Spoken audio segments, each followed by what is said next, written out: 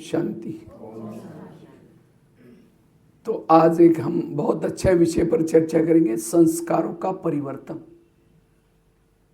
संस्कार परिवर्तन, पुराने संस्कारों का परिवर्तन। इस 2025 में आप अपने संस्कारों का परिवर्तन कर लो।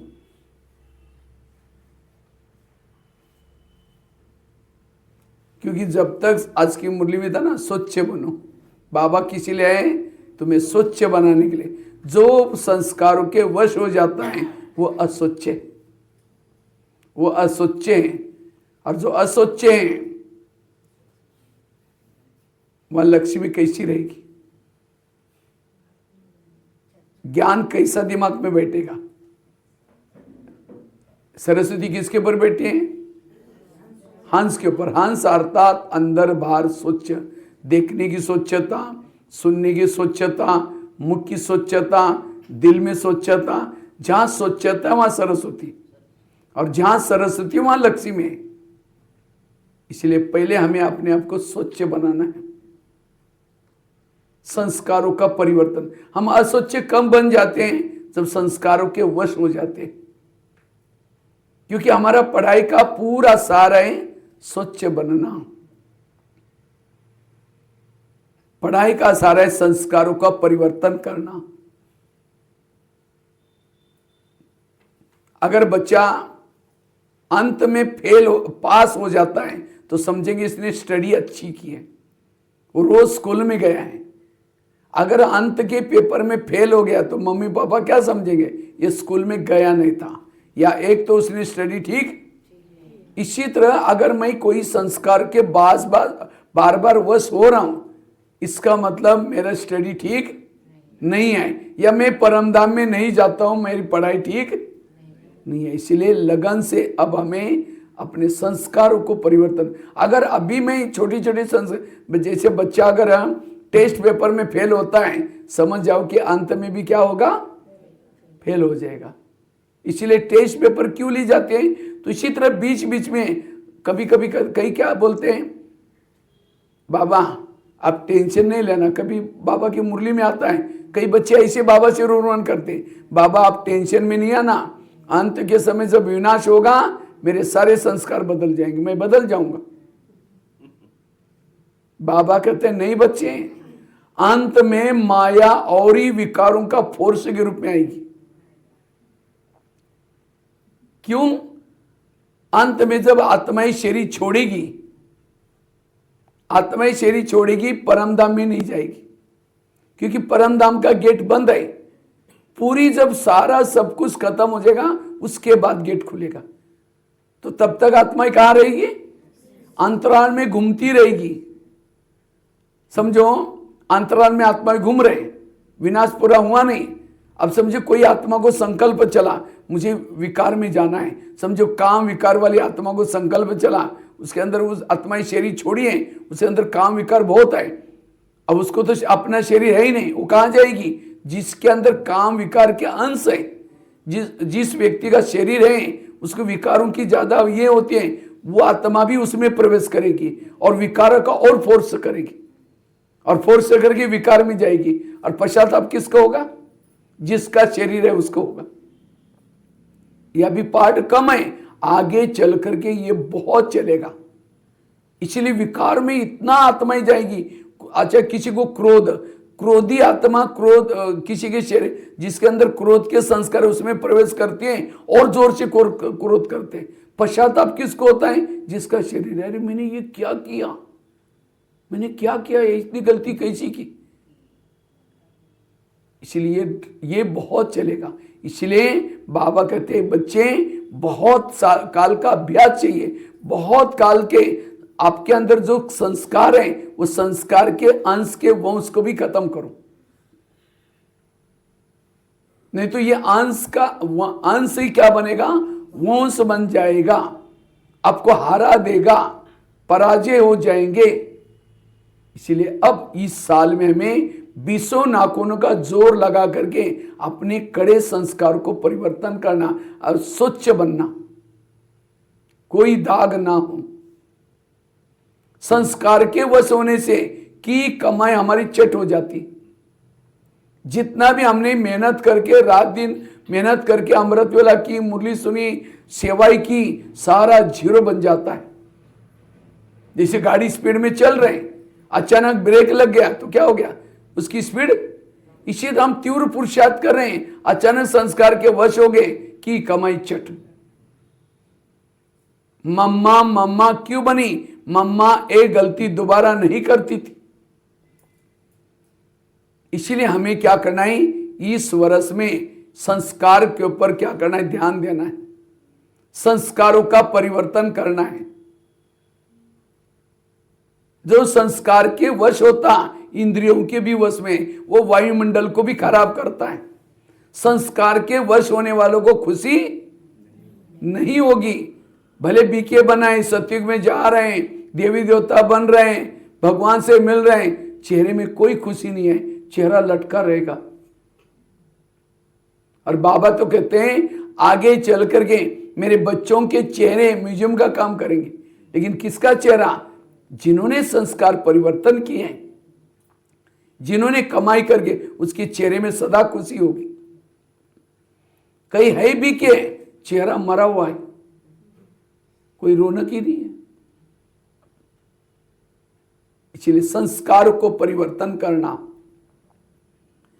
वैसे तो हमारे अंदर संस्कार बहुत सारे हैं, लेकिन हमें कौन सा संस्कार परिवर्तन करना है? जो मेरा कड़ा संस्कार है, जो बार बार रिपीट होता है, उसको खत्म करना है।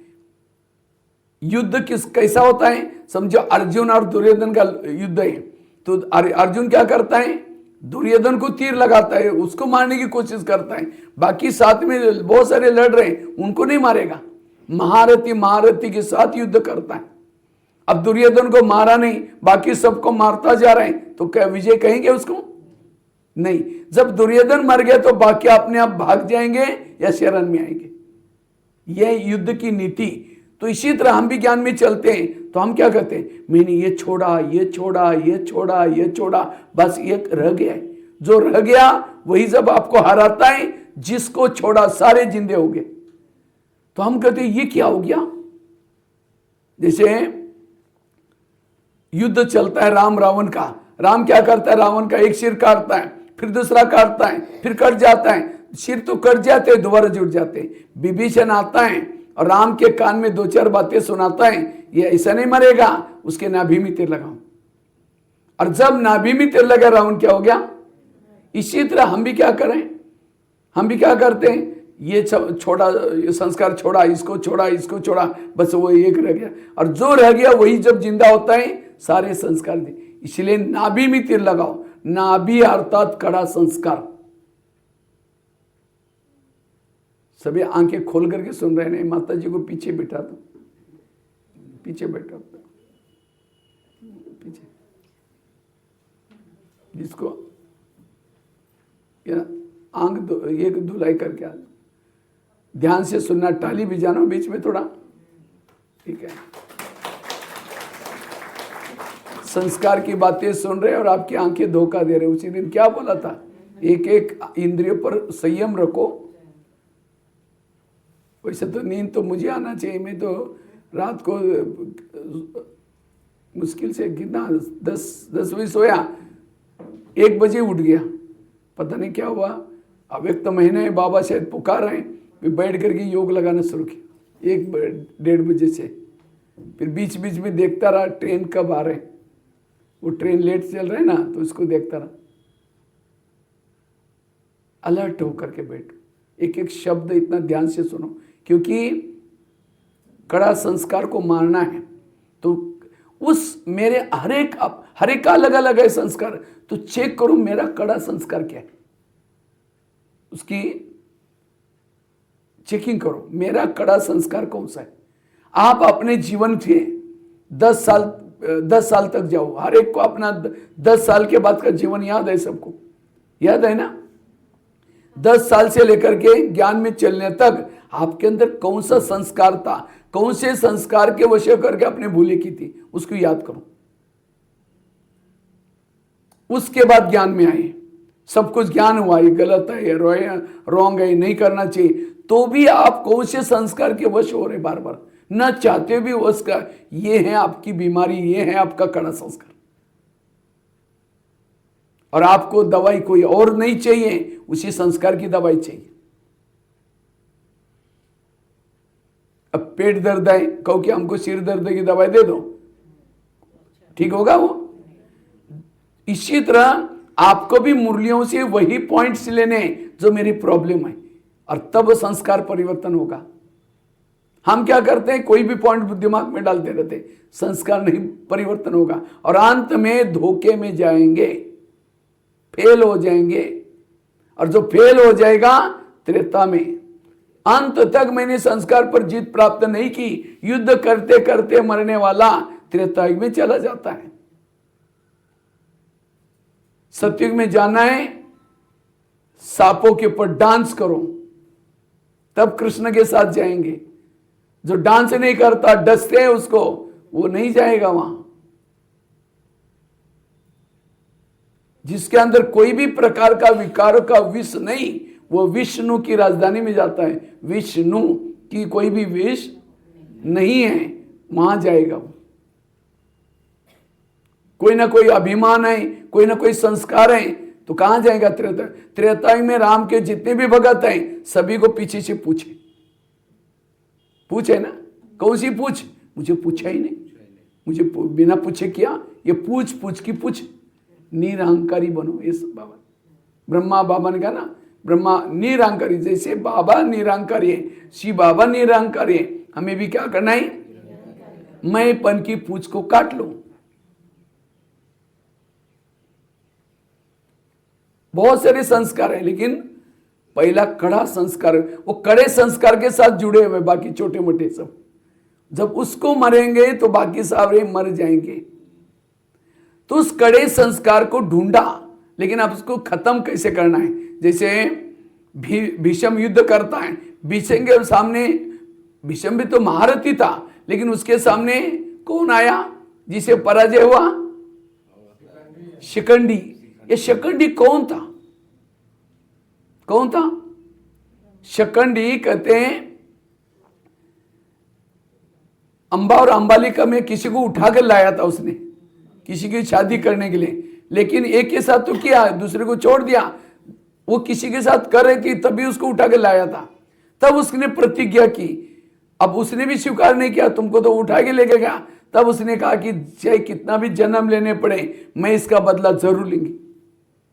और वही शिखंडी के रूप में जन्म लेते लेते शिखंडी के रूप में आता, और उसको देखते उसकी सारी हथियारें काम नहीं करती थी। इसी तरह ये कड़ा संस्कार क्यों आता है? क्या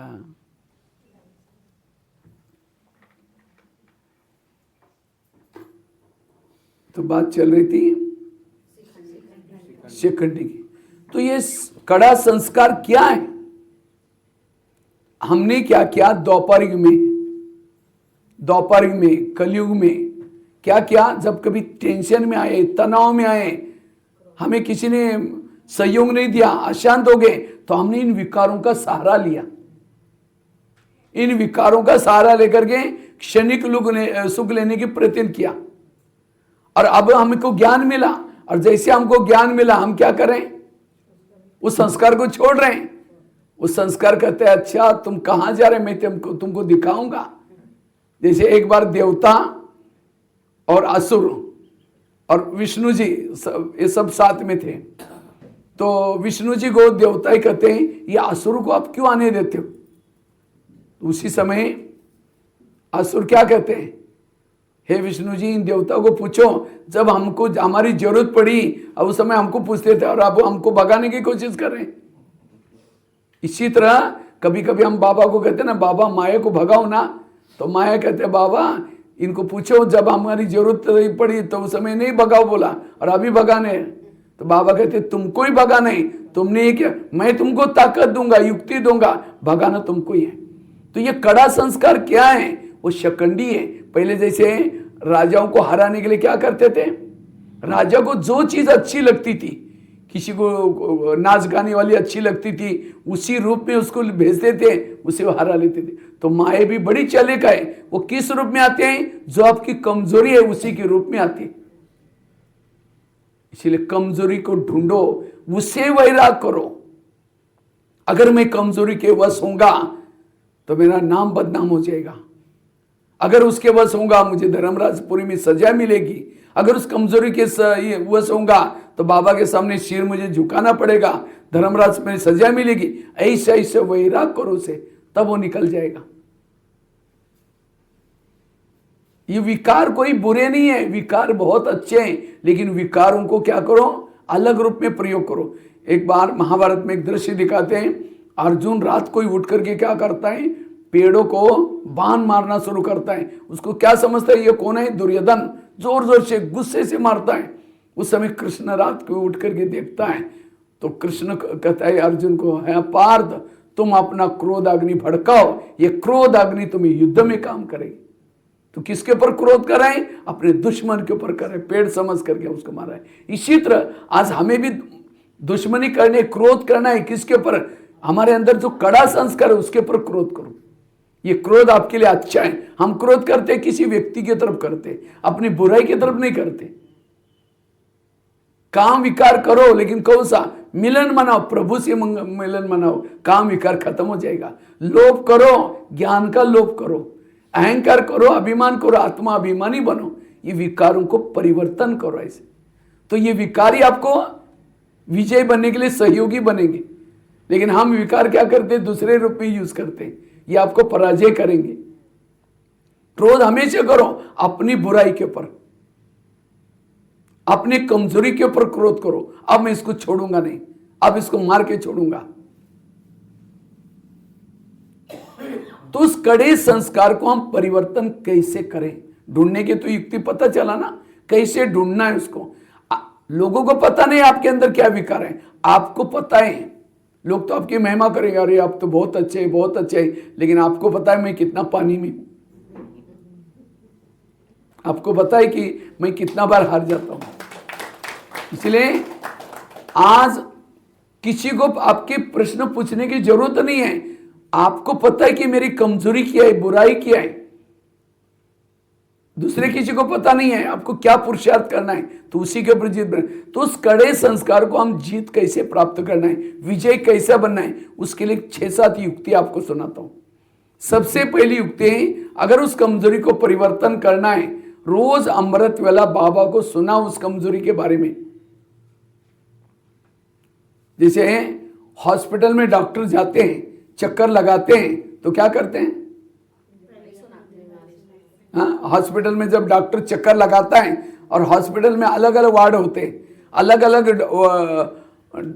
वार्ड में डॉक्टरों का जाने का समय क्या होता है, अलग अलग होता है। और उस समय जब डॉक्टर चक्कर लगाता है, पेशेंट उठ करके बैठता है। डॉक्टर चक्कर लगा रहे हैं और पेशेंट सोया पड़ा हुआ है, कोशिश करेगा उठाने की, नहीं उठता तो उसको क्या है, उसको और चेकिंग करना है।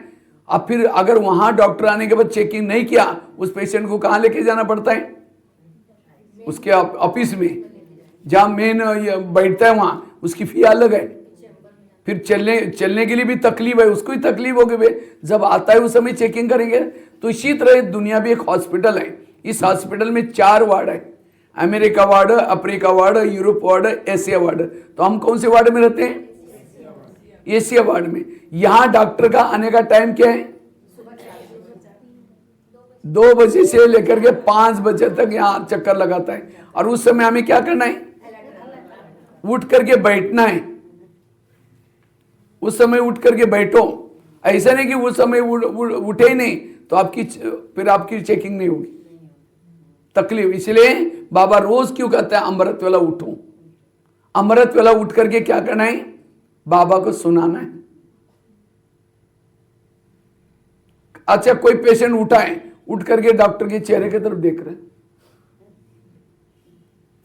डॉक्टर पूछते क्या हुआ, क्या मिलेगा इलाज, इसीलिए उसको बोलना पड़ता है। तो इसीलिए क्या करो, बोलो, सुनाओ, बाबा मेरे साथ ऐसा हुआ, ये हुआ। इसलिए चुप नहीं बैठो। अब कोई पेशेंट उठा है, उठ करके ऐसा करो, इलाज मिलेगा। तो इसलिए बाबा से बातें करो, तब दवाई मिलेगी। जैसे पेशेंट कहता है डॉक्टर जी आपने मुझे दवाई दी, बड़ा अच्छा लगा,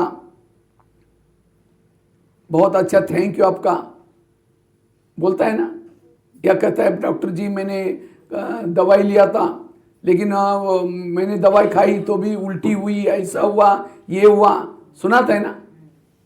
इसी तरह हमें भी क्या करना है, बाबा को सुनाना है। बाबा मैंने कल अमृत वाला किया था तो भी ऐसा हुआ, ये हुआ, तो भी बाबा इस विकार का संकल्प चला, ऐसा सुनाओ। सुनाने के बाद उसका इलाज मिलेगा, चुप रहने से नहीं। बाबा क्या करेगा फिर, आप बाबा को जब सुनाएंगे, बाबा मैंने अमृत वाला किया, मुरली सुनी तो भी इस विकार का संकल्प चला, मुझे गुस्सा आया, मुझे यह सुनाओ, तो बाबा क्या करेगा, जैसे डॉक्टर लिख करके लेके जाता है और जाकर के ऑफिस में क्या करता है, फिर किसी ने किसी को कंपाउंडर को भेज देगा या नर्स को भेज देगा, फलाने वार्ड में ये पेशेंट है, इसकी दवाई दे के आ जाओ। तो इसी तरह अगर बाबा को अमृत वाला सुनाएंगे अपनी बीमारी, बाबा मुझे ऐसा हुआ, आज गुस्सा आया, ये हुआ, तो बाबा क्या करेगा, मधुबन से कोई कंपाउंडर को भेज देगा या कोई ना कोई भाई बहनों को भेजेगा, उसी टॉपिक के ऊपर क्लास चलेगी जो आपकी प्रॉब्लम है, या फिर मुरली के माध्यम से टैबलेट आएगी, या फिर टचिंग के द्वारा दवाई मिलेगी। आप बाबा को सुनाएंगे तो, इसलिए अमृत वाला बाबा को। एक भाई ने मुझे क्वेश्चन पूछा, कहा कि भाई साहब बाबा को सुनाने की क्या जरूरत है, बाबा तो भगवान है ना। अब डॉक्टर तो बीमारी के बारे में जानता है तो भी पेशेंट को क्या करना बोलता है, बोलना पड़ता है।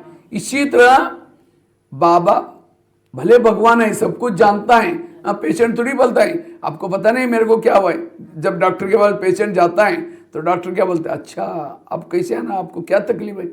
उस समय पेशेंट बोलता है आपको पता नहीं मेरे को क्या तकलीफ है, आप देखो और चेक करो। हाँ,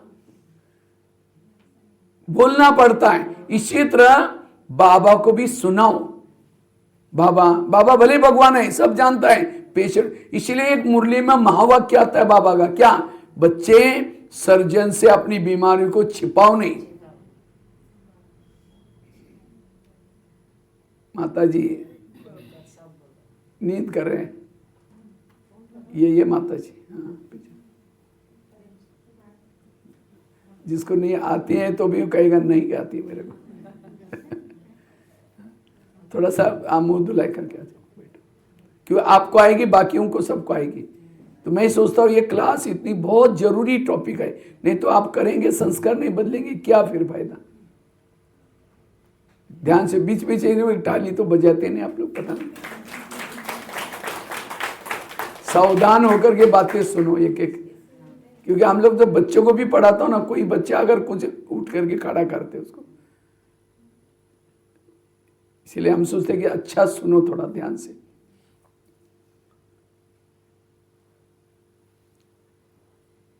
तो क्या चल रहा था, डॉक्टर को बताओ, बाबा को सुनाओ। यह है पहली युक्ति। दूसरी युक्ति है, अगर उस संस्कार को परिवर्तन करना है, मुरलियों की स्टडी करो, मुरलियों की स्टडी करो।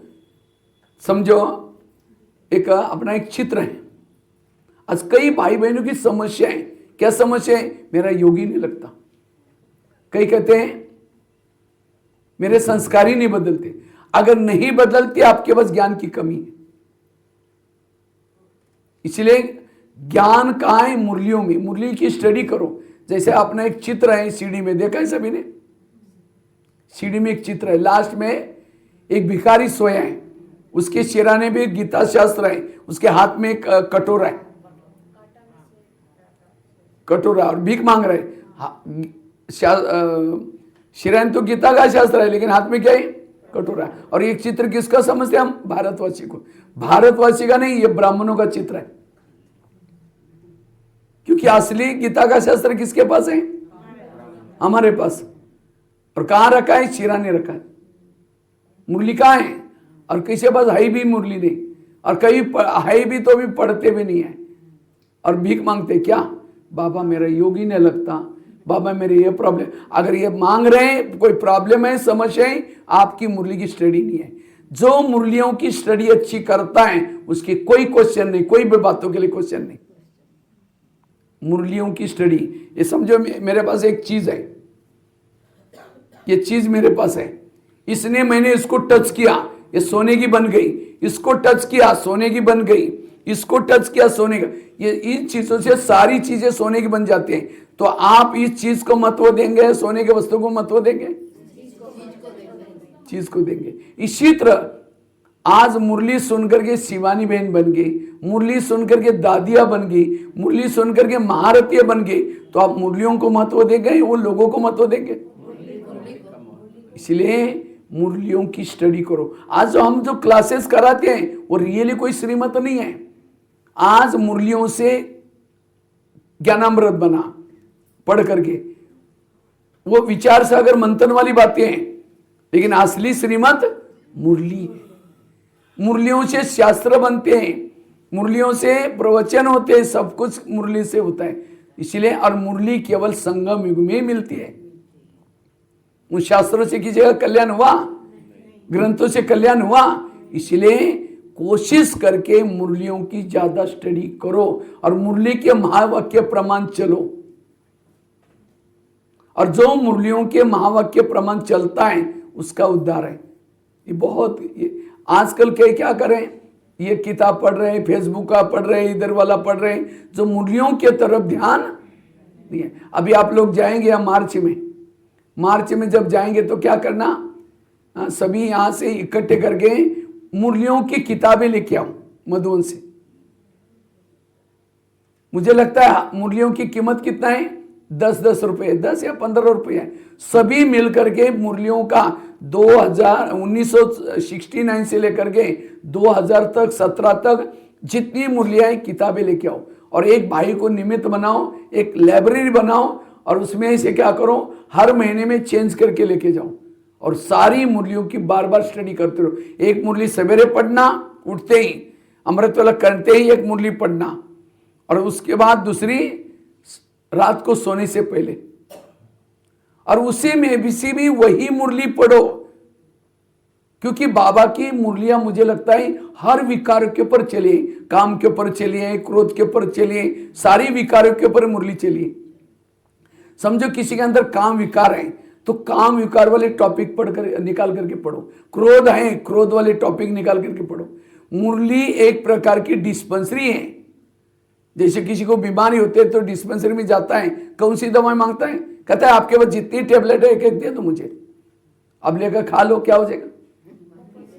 इसी तरह मुरली से भी वही टेबलेट्स लेना है, वही पॉइंट लेना है जो मेरी बीमारी है, और उसी की डायरी में नोट करो। एक डायरी अलग से रखो, सारे पॉइंट नोट करने की जरूरत नहीं। आपकी जो बीमारी है उसके लिए क्या टेबलेट आज बाबा ने दी उसको लेके चलो। ये है मुरलियां स्टडी करने का तरीका। इतना ज्ञान है तो भी संस्कार नहीं बदल रहे मुरली। इसीलिए मैंने उसी दिन अंडरलाइन किया था, सबको क्लास के पहले आकर के योग करना है, क्योंकि योग करने से मन एकाग्र होगा और एकाग्रता से मेरी टैबलेट क्या है उसको कैच कर सकेंगे। मुरली को कैच करने के लिए बहुत दिव्य बुद्धि चाहिए, बहुत एकाग्रता चाहिए। ऐसे नहीं कि जो भी आए पॉइंट लिखते रहो, आपका कोई प्रॉब्लम नहीं, पॉइंट फायदा क्या। माया का जो तीर आता आपका भी तीर वही चलना चाहिए, तब विजय बनते हैं। इसलिए मुरलियों की स्टडी, ये दूसरी पॉइंट। तीसरी बात है, अगर मुझे संस्कार को परिवर्तन करना है उसके लिए जो आत्माएं निमित्त रखे बाबा ने, जो बहनें हैं, जो सीनियर है, और आपके पास तो देखो कितनी बड़ी सीनियर बहन जी है, बहुत पुरानी, तो आपकी कोई भी बातें हैं, कोई भी प्रॉब्लम है, उनको भी सुनाओ। दीदी मैं बहुत योग करती हूँ, मेरे अंदर ये प्रॉब्लम है, ये है, उनसे भी राय ले सकते हैं आप। कई क्या करते हैं, दीदी पूछेंगे कैसे हो, हाँ बहन जी बहुत अच्छे, विकारों के वश हो रहे, बुराई काम कर रहे हैं, तो भी सुनाएंगे नहीं, छिपाएंगे। अगर उनको लगता है अगर हम बताएंगे तो दीदी हमें कहेंगे अरे तुम इतना दीजिए ज्ञान है, अभी तो संस्कार नहीं बदला, इसीलिए छिपाएंगे। छिपाते छिपाते खुद भी छिप जाएंगे, ओम शांति हो जाएंगे। इसलिए कभी भी संस्कार को छिपाओ नहीं। अब किसी को फोड़ा होता है तो छिपा कर चलता है, ये करता है, सबको बताता है मुझे फोड़ा हुआ, कोई कहेगा पत्ता बांधो, कोई कहेगा ये करो, कोई कहेगा ये लगाओ। और भारत में तो जितने लोग उतने डॉक्टर हैं, हाँ? जितने लोग हैं उतने डॉक्टर, सबको कोई ना कोई तरीका आता है, किसी का एक तो आएगा। इसलिए जब स्थूल बीमारी नहीं छिपाती तो ये विकार की बीमारी क्यों छिपाते? इसलिए सुनाओ, निमित्त को सुनाओ उनसे। अच्छा, अपना नाम बताने की शर्म आती, किसी और का नाम बताओ। किसी ने मुझे इस विकार के लिए पूछा था लेकिन मुझे बताने नहीं आया, मैं क्या बोलूं? उससे पॉइंट, मुरली से पॉइंट इकट्ठा करो भाई बहनों, ये भी युक्ति है। चौथी युक्ति है, अगर उस संस्कार को परिवर्तन करना है, वो संस्कार का भोजन नहीं दो। वो संस्कार क्यों आता है, उसको आप कुछ भोजन देते हैं। समझो कोई क्रोधी व्यक्ति है और क्रोधी व्यक्ति बीमार, बहुत बुजुर्ग है, उठने नहीं आता। अगर ऐसे बुजुर्ग व्यक्ति को रबड़ी खिलाएंगे, पनीर खिलाएंगे, अच्छे खाना खिलाएंगे और ताकत आएगी और पिटाई करेगा। अगर उसने खाना नहीं खाया तो वहां उठेगा ही नहीं, वहां से कहेगा मैं मारूंगा नहीं, ये करूंगा। आपको पता है इसने खाना ही नहीं खाया, अच्छा कहां उठेगा? इसी तरह आज हमारे अंदर के विकार के उछल क्यों आते हैं, उसको कहीं ना कहीं से भोजन मिल जाता है उस संस्कार का। समझो उसको, और मैं खोल के बताता हूं। समझो किसी का काम विकार संस्कार है और ऐसी आत्मा फैशन करती है, कोई नेट में कोई गलत चीजें सुनती हैं, कोई फिल्म देखती हैं, कोई अलग अलग मूवी देखती हैं, तो संस्कार को क्या दे रहे? वो भोजन दे रहे हैं और उसी से संस्कार जागृत होता है। तो जिन बातों को देखने से मेरे संस्कार जागृत होते हैं, उसके लिए हमें वैरागी बनना है, उसको छोड़ना है, उसका परहेज करना है। देखो बाबा ने कितना, बच्चे मूवी नहीं देखना, फिल्में नहीं देखना, कितने बाबा ने नियम दादियों ने बनाई थी। लेकिन माया भी अपडेट कर रहे हैं। माया कहते अच्छा तुम थिएटर में नहीं आती, कोई बात नहीं, मैं तुम्हारी जेब में आती। और आज मोबाइल यूज नहीं करो, आपकी बैंक भी उसमें है, आपका सब कुछ उसमें है। अगर नहीं यूज करो, बिजनेस भी उसमें है, मुरली भी उसमें है, ऑनलाइन भी उसमें है, बैंक भी उसमें है, सब कुछ उसमें है। अगर नहीं यूज करो तो क्या हो जाएगा? वो घाटे में हमें यूज, और समाज से दूर रहेंगे आप। जो वर्तमान में जो मोबाइल यूज नहीं करता, समाज से दूर रहता है, उसको यूज करो लेकिन उसका प्रभाव हमारे पर ना हो। इसलिए संस्कार का भोजन नहीं दो। जिसे बाबा कहते ना, माया क्या है, कागज का शेर है, लेकिन असली शेर कब बन जाता है? जब उसको कोई ना कोई संस्कार का भोजन मिलता है। इसलिए संस्कारों को परिवर्तन करने के लिए उस संस्कार का भोजन नहीं देना, ये चौथी युक्ति। पांचवी है, सदा बिजी रहो। जितना बिजी रहेंगे वो संस्कार नहीं आएगा। जैसे आपके पास पड़ोसी आते हैं, कब आते हैं? जब वो फ्री रहते हैं, फिर आएगी, बातें करना शुरू करेगी। अगर आप बिजी हैं तो आएगी, चक्कर लगाएगी, आवाज लगाएगी, फिर भी आपका रिस्पॉन्स नहीं, फिर जाएगी, फिर आएगी, फिर जाएगी, फिर अचानक मिल गई, अरे मैं 5 बार आई थी, तुम पता नहीं, मैं आवाज भी लगाई, तुमने कुछ बोला नहीं, शुरू करेगी। इसी तरह माया भी मासी है, पड़ोसनी है, वो आपके पास कब आती है? जब आप फ्री हैं। इसीलिए हमेशा बिजी रहो। अगर घर में फ्री हैं, सेंटर पर आओ, इतना बड़ा सेंटर है, झाड़ू पोछा कुछ ना कुछ करो। अगर वो नहीं, में यहाँ करके योग करो, बाबा का कमरा है, वहाँ से वो मैं देखा कहाँ एक झोपड़ी बनी है, वहाँ जाकर के योग करो, कुछ ना कुछ करो, बिजी रहो। मन से भी बिजी रहो, तन से भी बिजी रहो। और जितना जो बिजी रहता है उतना संस्कार के ऊपर जीत प्राप्त कर सकेगी। फ्री नहीं रहना। जैसे जितने बड़े लोग हैं उतना उनके दिनचर्या फिक्स हो रहते हैं, कितना बजे कहाँ जाना है, कितना बजे कहाँ जाना है। तो आप कितने बड़े हैं? आप तो भक्तों के इष्ट हैं।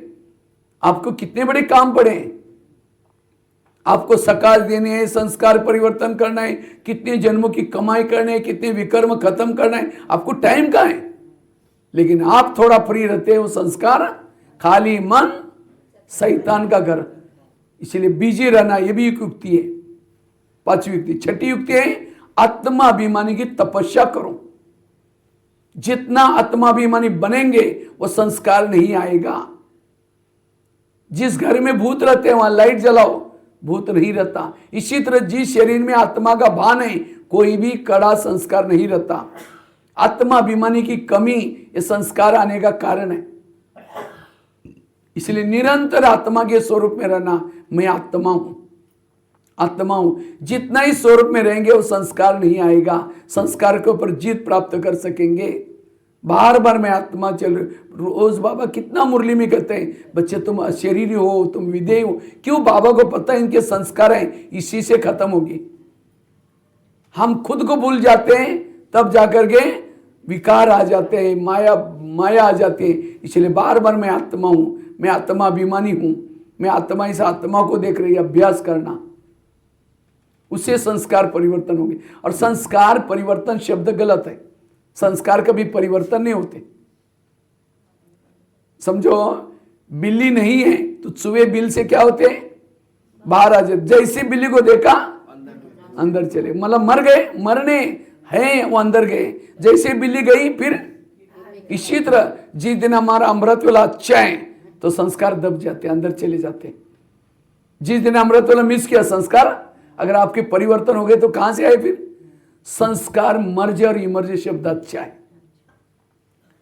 तो हमें अंत तक पढ़ाई पढ़नी है, श्रीमत प्रमाण चलना है, रोज हमारी अवस्था अच्छी बनानी है। एक दिन भी मुरली में, इसीलिए इस विद्यालय को छुट्टी क्यों नहीं है? क्योंकि ये विद्यालय बहुत इंपॉर्टेंट। अंत तक मेरा शरीर जब तक तन से, आत्मा जब तक शरीर से ना निकले तब तक हमें पढ़ाई रोज, थोड़ा एक दिन मिस किया तो संस्कार जागृत हो जाएगा कि कमाई चट हो जाएगी। इसलिए कभी भी पढ़ाई में थकना नहीं। तो बहुत सेवा किया, बहुत यह गया, थोड़ा रेस्ट करते आज गया, वो जो कमाया सब खत्म हो गया। इसलिए कभी भी आलस अलबेलापन इसके लिए नहीं करना है, रोज पढ़ाई पढ़नी है। संस्कार मर्ज और विमर्ज, तो मुझे संस्कार को मर्ज रखने के लिए श्रीमत प्रमाण चलना है। जब श्रीमत का उल्लंघन करते तो संस्कार, बाबा कहते हैं माया मेरी बेटी है और तुम मेरे कौन हो? बच्चे हो। तो माया और आपका रिश्ता क्या है? भाई और बहन। कोई बहन भाई को थप्पड़ मारते, कब मारते हैं? जब भाई बहन का कहना नहीं मानता, बाप का कहना नहीं मानता, बहन आकर थप्पड़ मारते, भैया ज्यादा होशियारी कर रहे क्या? इसी तरह माया बहन भी हमको थप्पड़ कब मारते हैं? जब बाबा ने जो नियम दिए उसको तोड़ देते हैं तो बहन कहते भैया ज्यादा होशियारी करे, थप्पड़ मारते। फिर जिस दिन आप अमृत वाला करो, जिस दिन मुरली के लिए रोज आओ, शुद्ध भोजन खाओ, ब्रह्मचर्य, माया ताली बजाते, वहां मेरा भैया कितना अच्छा कमाई कर रहा है। इसलिए जिस दिन आपको माया की थप्पड़ लगी, गाल को पकड़ करके अपने 4-5 दिन के पीछे जाओ, आपने क्या क्या नियम को उल्लंघन किया था चेक करो। जरूर आपने अमृत वाला ठीक नहीं, कुछ ना कुछ गलती किया, तब उसी दिन माया के सामने हाथ सामने करके प्रतिज्ञा लो, सॉरी माया बहन, आज मैंने उल्लंघन किया, आज से कभी भी नियम को नहीं तोड़ूंगा। माया तो खुश हो जाएगी। इसलिए कभी भी नियम को, जो नियम के अंदर है, कभी भी कड़े संस्कार नहीं आते।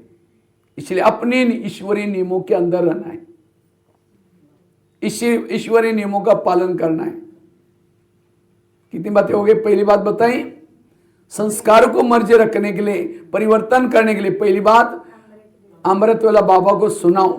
दूसरी बात कौन सी बताई? मुरलियों की स्टडी करो। तीसरी बात बताई, निमित्त को बताओ। चौथी बताई, संस्कार का भोजन नहीं दो। पांचवी बताई, बिजी रहो। छठी बताई, आत्मा अभिमानी की तपस्या करो। सातवीं बताई, सातवीं कौन सी बताई? ईश्वरीय नियम मर्यादा का पालन करना। आठवीं बात है, अगर हमें संस्कारों को मर्ज रखना है, परिवर्तन करना है, सोमानों के अभ्यास करो। जितना सोमान में रहेंगे वो संस्कार परिवर्तन हो जाएगा, दब जाएगा। लेकिन सोमान में ऐसे ही कुछ भी सोमान नहीं लो। जो जिसका बीमारी है वैसी टैबलेट खाते हैं।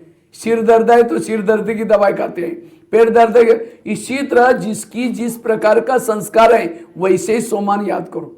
समझो किसी को क्रोध आता है और वो कहे कि मैं मास्टर सर्वशक्तिवान हूं, और क्रोध आएगा। क्रोध आने वालों के सोमान अलग है। क्रोध वाले के सोमान क्या है? मैं शांत स्वरूप आत्मा हूं, मैं शांति सागर की संतान हूं, मैं शांति धाम की निवासी हूं। ये सोमान क्रोध जित बने।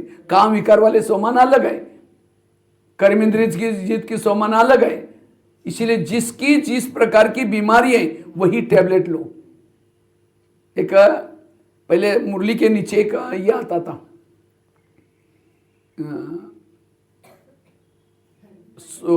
पहले सोमान आते थे, अभी वरदान स्लोगन आता है, पहले सोमान आते थे। तो एक भाई ने, मुझे पता नहीं था, वो जेल में मुझे मिला, एक बीके भाई था, जेल में था। तो मैंने कहा तुम बीके जेल में? कहता है यार पता है मैं मुरली सुनता था, एक दिन सोमान सुन के गया, बोला मैं मास्टर सर्वशक्तिमान हूँ। तो हमारे खेती में जैसे गया तो पड़ोसी वाला हमारे खेती में क्या कर रहा था, बांध डाल रहा था, वो तोड़ तोड़ करके डाल रहा था। तो मैंने बहुत समझने की कोशिश, नहीं सुना तो मैं कहता मैं सोमान याद किया, मैं भी कोई कम नहीं, मैं मास्टर सर्व, ए फोड़ा मार दिया उसको, जेल में चला गया। मैं भी कोई कम नहीं बोलता था। ये नहीं, उस समय मैं शांति सागर की संतान हूं, मैं शांत स्वरूप हूं, वो ये। तो उसी के कारण बोला मेरे को यहाँ आना, गलत यूज किया ना। इसलिए जैसा जिसका विकार वैसे सोमान याद करो। इसलिए सोमानों के अभ्यास, और सोमान कैसे लेना है, जैसे अभी मैंने विजन बताया ना, मैं शिव शक्ति हूं, उसके लिए क्या किया, पहले तो आत्मा समझा, फिर ऊपर ब्रह्मा बाबा के पास गए, ब्रह्मा माँ से मिले, फिर उसके बाद शिव बाबा के पास गए, शिव बाबा ने फिर शक्ति लिया, फिर बाद में ब्रह्मा माँ के पास आए। तो ब्रह्मा माँ ने एक एक याद दिलाया, तुम तो शिव शक्ति हो, तुम पवित्रता की देवी हो, एक एक अस्त्र शस्त्र पहना दिया, अस्त्र शस्त्र दिया, ड्रामा की डाल दिया ज्ञान। उसके बाद फिर मैं नीचे आई, मैं शिव शक्ति मंदिर में गई, ऐसा मैं विजन बना के याद करना, आनंद आएगा। और सारा दिन उसको याद करना, मैं शिव शक्ति हूं।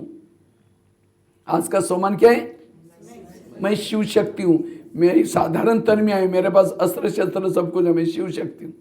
ऐसा विजन का तो सोमानों के अभ्यास। आगे की बात, नवी बात है, अगर हमें संस्कार को परिवर्तन करना है, मर्ज रखना है, इसके लिए वैरायटी अभ्यास करो।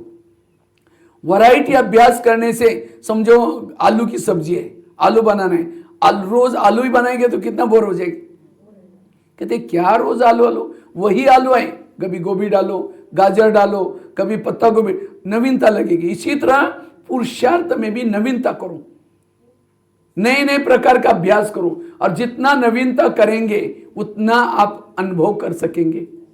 रोज हमें कुछ ना कुछ क्या करना है, नवीनता करनी है। वही वही अभ्यास करने से आपको अनुभव नहीं होगा।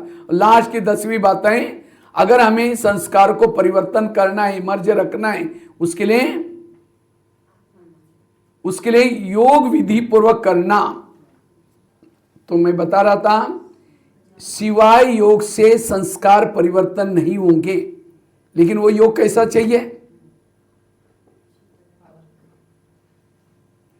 कैसा चाहिए, विधि से योग चाहिए। ऐसा नहीं कि योग में बैठो, मन एक तरफ है, बुद्धि एक तरफ है, वो योग नहीं चलेगा। विधि, जिसको ही बाबा कहते हैं ज्वाला स्वरूप योग करो। जो ज्वाला स्वरूप योग करेगा उसके संस्कार परिवर्तन होंगे, संस्कार बदल जाएंगे। ज्वाला स्वरूप योग करना, जैसे आग बुझिए, आग को भड़काना है तो क्या करते हैं, जो लकड़ियां है उसको हिलाओ। चूल्हा, पहले चूल्हे में लकड़ियां बुझ गई तो क्या करती है माताएं, फिर उसको दोबारा हिलाती थी, फिर आग भड़क जाती है। इसी तरह बाबा ने हमारे बुद्धि रूपी चूल्हे में कितनी सारी ज्ञान की लकड़ियां डाली, उस लकड़ियों को हिलाओ, उसका चिंतन मंथन करो, तब ज्वाला स्वरूप स्थिति बनेगी। हम क्या करते हैं, लकड़ियां डालते उसको हिलाते नहीं, ऐसे छोड़ देते हैं, और इसीलिए फिर ज्वाला स्वरूप स्थिति नहीं रहती। ज्वाला स्वरूप स्थिति के लिए पवित्रता का घी चाहिए। जैसे आग को भड़काना है तो क्या चाहिए, घी। इसी तरह पवित्रता जितनी आपके पास है, ज्वाला स्वरूप स्थिति रहेगी। ज्वाला स्वरूप स्थिति अर्थात भ्रुकुट में सदा अशरीरी विधेयी बिंदु स्वरूप स्थिति, और जितनी ये स्थिति है उसकी स्थिति ज्वाला स्वरूप है। विधि पूर्वक रोज हमारा 2-3 घंटे का योग चाहिए बैठ करके, और वर्तमान समय अनुसार, वायुमंडल अनुसार जिसका 2-3 घंटे का योग है उसको अतीन्द्रिय सुख मिलता है, और जिसको ये सुख मिलता है वो संसार में आकर्षित नहीं होगा। जैसे कोई जिलेबी खाया उसको मुरमुरा अच्छा, इसलिए योग जो करता है वो अपने आप संस्कार परिवर्तन बदल जाएंगे, मर्ज हो जाएंगे। और खास हमें वो अभ्यास करना है जो स्थिति अच्छी लगती है। आप 5000 साल पहले भी बीके बने थे, बने थे, बने थे। तो उस समय आपने क्या पुरुषार्थ किया था जो विजय बने थे? क्या किया था? कैसा पता चला हमने क्या किया था? आपको मुरली सुनते समय कौन सी स्थिति अच्छी लगती है? समझो कोई अशरीरी का क्लास कराता है, क्योंकि आज बड़ा मजा आ गया, बहुत अच्छा क्लास किया, इसका मतलब आपको अशरीरी अच्छा लगता है। कौन सी स्थिति में रहने से आपके ऊपर माया वार नहीं करती, आपकी स्थिति अच्छी वो स्थिति आपको 5000 साल पहले भी किया था, उसी के एक डीप में जाओ। जब वो नहीं करते तब संस्कार आ जाता है। मैं जब मधुबन में गया था शुरू में, तो अलग अलग क्लास सुनते थे। मुझे आत्माभिमानी अशरीर बनना बहुत अच्छा लगता था। जब मैं ये करता था मुझे कोई प्रॉब्लम नहीं आती थी। लेकिन जब मैं गया तो वहाँ एक सर्व संबंधी का क्लास सुना, तो मैं सोचे कि मैं जो कर रहा हूँ शायद ठीक है या नहीं, छोड़ो। कल से मैंने सर्व संबंध का प्लानिंग बनाया। आज दिन एक दिन आत्मा भाई के संबंध में बाबा को याद किया, मित्र के संबंध में, सखा के संबंध में अलग अलग संबंध से अनुभव करना शुरू किया। तो 2-3 दिन तो ठीक, कुछ समय के बाद और मेरा प्रॉब्लम आना शुरू हो गया। मैं बोला ये क्या हो गया? वापिस फिर मैंने क्या किया, वो अशरीरी करना शुरू किया। कुछ समय बाद किसी ने अनुभव किया, फरिश्ता स्थिति 1 घंटे में करना है, दूसरे घंटे में ये करना है। मैंने वो प्लानिंग बनाया। कुछ समय के बाद फिर प्रॉब्लम आ गया। तब मैं समझ गया कि इसका मतलब ऐसे नहीं कि किसी के क्लासेस नहीं सुनो, क्लासेस सबकी सुनो, मुरलिया सभी सुनो, लेकिन आपके स्थिति के लिए क्या बोला वही कैच करो, बाकी सारी बातों को भूल जाओ। ये है पुरुषार्थ का तरीका। नहीं तो हम क्या करते हैं, 17 कुएं खोद रहे। शांत स्वरूप का खोदा, पानी नहीं लगा, छोड़ दिया। आनंद स्वरूप का खोदा, पानी लगा, छोड़ दिया। 17 कुएं खोदेंगे, अंत में पश्चाताप होगा। ये अंतिम समय 1 सेकंड का पेपर होगा। बहुत साल से जिन्होंने उस स्थिति का अभ्यास किया वो अनुभव करेगा। 17 कहते ना, एक भगत को कोई मारने के लिए आया, कहता राम आओ, ये आओ, वो आओ, कोई नहीं आता, मर जाता है। इसे तो लास्ट में करेंगे, मैं आत्मा हूं, नहीं आनंद स्वरूप बने, ओम शांति हो जाएगी। इसलिए एक स्थिति का अभ्यास करो, एक स्थिति का गहरा अभ्यास करो। और जो एक स्थिति का अभ्यास करता है वो अवस्था अच्छी बना सकता है। भाई जी वीडियो नहीं चाहिए,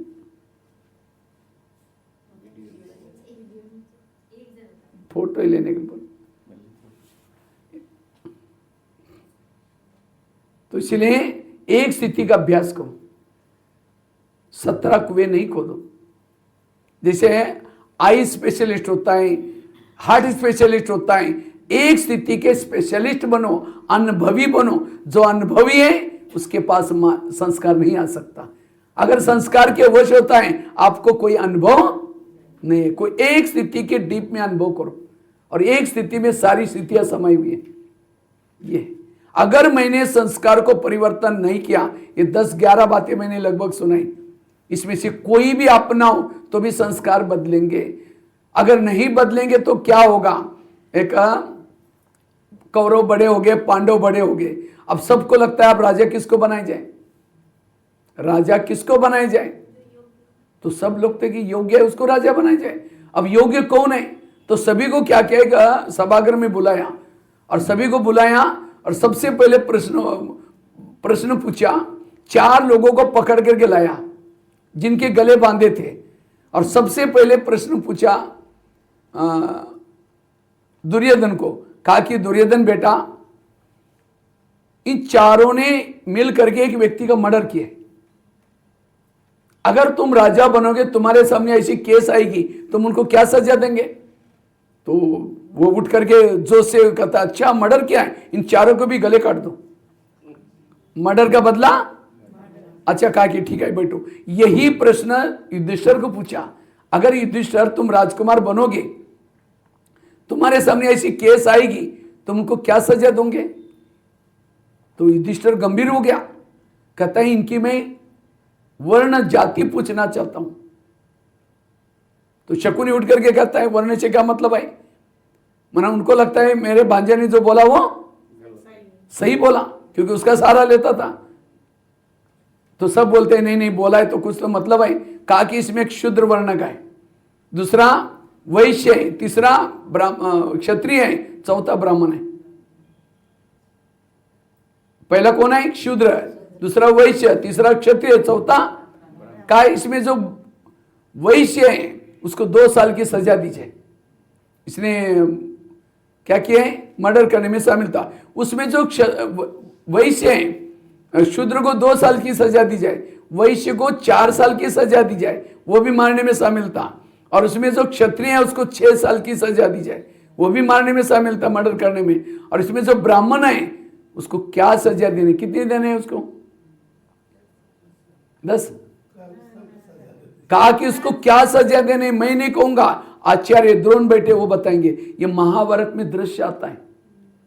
ये सारी घटनाएं संगम युग की यादगार है। आज हम शूद्र बनकर के गलती की थी, माफ हो सकते हैं। वैश्य बनकर के की थी, माफ हो सकते हैं। क्षत्रिय बनकर के की, माफ। लेकिन अगर ब्राह्मण बनकर के, ज्ञानी बनकर के कोई संस्कार के वश होता है, उसको कोई भी माफ, क्योंकि जितनी प्राप्ति ज्यादा है, हमें 1 का कितना गुना है? 1 का 100 गुना। तो इतनी हमारा घाटा भी उतना ही है। इसीलिए बाबा कहते बच्चे क्या नहीं करो, गलतियां नहीं करो। अगर करेंगे उसका घाटा हो जाएगा, पश्चाताप होगा। इसलिए कभी भी हमें गलती नहीं करनी है। नहीं तो कई कहते, कई अनुभव कहते, हम तो पहले ज्ञान में तो बड़ा मजा आता था, लेकिन अब पता नहीं क्या हो गया है। जब आए थे, थोड़ा उधर हो जाओ, जब पहले थे उस समय क्या हुआ? उस समय बाबा ने ज्ञान में आते हमारा सारा बोझ उठा करके रख दिया। फिर ज्ञान में चले, दूसरों को देखना शुरू किया, आलस मेरे पर हो गया, और 1 का क्या बना? 1000 गुना हो गया। इसीलिए कभी भी बीके बन करके कभी गलती नहीं करो। जैसे बच्चे फेल हो जाते हैं, फेल होने के बाद कहते हैं अरे मैंने ये नहीं करना चाहिए, पश्चात हो गया, फायदा क्या, रिजल्ट लग गया।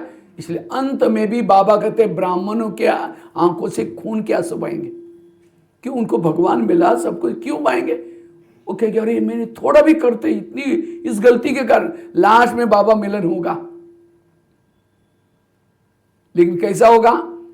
अव्यक्त में। वहां अव्यक्त बाबा के शरीर में बाबा, ब्रह्मा बाबा के शरीर में शिव बाबा आएंगे, दादियों भी होगी।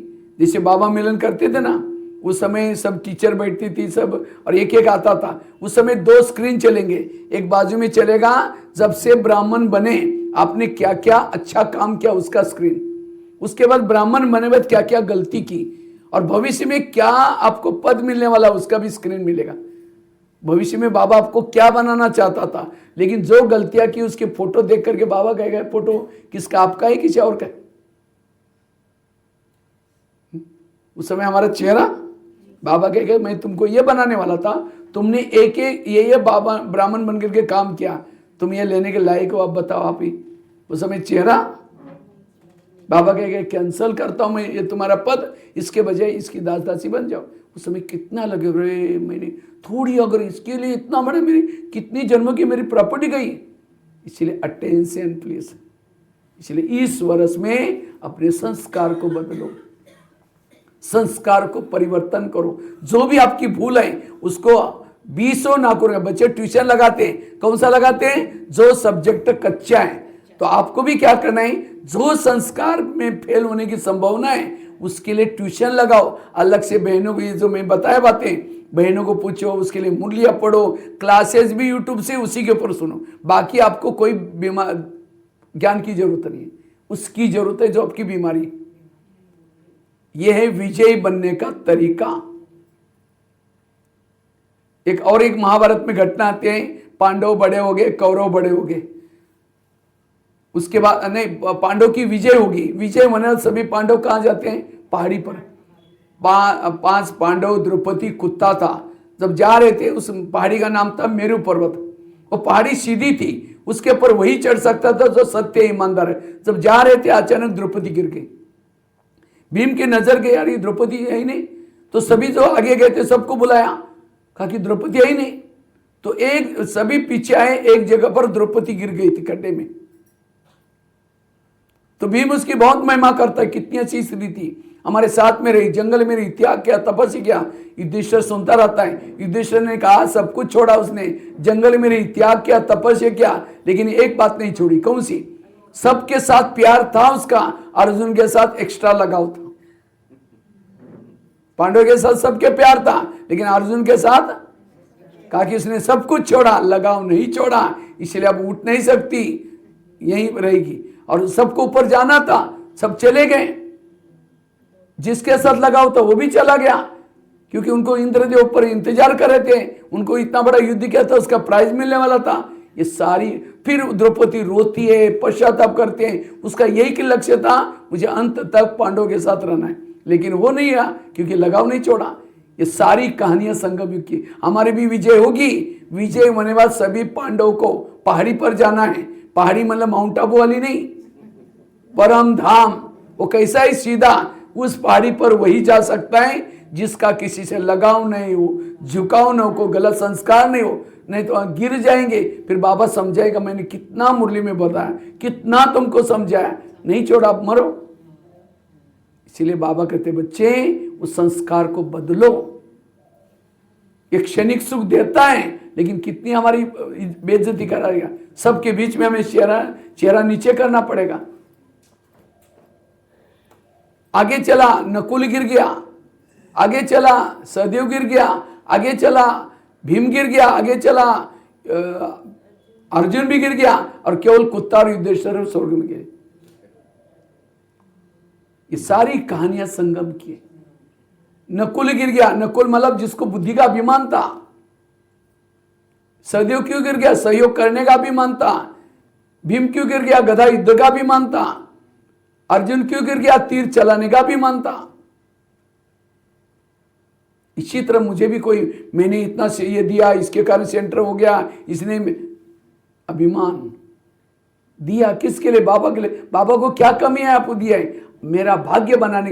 बैंक में पैसा रख के आए, सोचे कि मैंने बैंक में इतना खर्चा किया, बैंक में मेरे लिए रखा है, मुझे एफडी बाद में मिलने वाला है, अनेक गुना ब्याज के सहित मिलेगा। मैंने जो यज्ञ में लगाया मेरा भविष्य के लिए डिपॉजिट किया है, बाबा को नहीं दिया मैंने। किस चीज का अभिमान?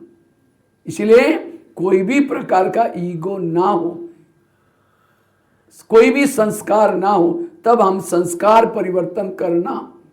कोई भी संस्कार हमारे अंदर ना हो, और ये सब का कारण है मुख्य कड़ा संस्कार। और एक लास्ट की बात सुना करके पूरा करता हूं। जब पांडव कौरव का युद्ध होने वाला था, तो कौरव एक ये था, क्या नाम, बारबरिक किसका पुत्र था? भीम, घटोत्कच का, माना भीम का पोतरा था। उसको भी पता चला युद्ध होने वाला है, तो कहता है मैं भी जाऊंगा युद्ध करने के लिए। लेकिन उसको एक देवी का वरदान था, अगर तुम कमजोरों के साथ युद्ध करोगे तुम्हारी क्या हो जाएगी? विजय हो जाएगी, तुम्हें कोई हार नहीं सकता, तुम्हारे मेरी शक्तियां मिलेगी। तो कमजोर कौन थे? कौरव थे। तो कृष्ण तो पांडव के साथ था ही, वो जाता है, तो कृष्ण को अंतर्ज्ञान से पता चला वो युद्ध करने के लिए आ रहे हैं, तो उसको लगा अगर ये आएगा तो क्या हो जाएगा, ना ये जीतेंगे कौरव ना पांडव। तो क्या करता, वो भी जाता है। कृष्ण उसके बाद जाता है, वेश बदल करके एक ब्राह्मण बन करके बैठता है। कहते हैं अपनी इतना बड़ा, कहता है माला फेरते बैठते हैं। कहते हैं राजन तुम युद्ध करने के लिए जा रहे, कुछ ब्राह्मण को दान दक्षिण दे के जाओ। कहता है हे ब्राह्मण तुमको क्या चाहिए? कहते हैं जो मांगेंगे देंगे। कहता है जो चाहिए दूंगा। कहता आपका सिर चाहिए। जो सिर मांगा उसको लगा ये कोई साधारण नहीं है। कहता आप कौन है? कहता आप कौन है? कहता दिखाया, तो वो वचन दिया आपने, कृष्ण आप यहाँ कैसे? चलो मैंने वचन दिया मैं पूरा करूंगा, लेकिन मेरी एक इच्छा है मुझे युद्ध देखना है।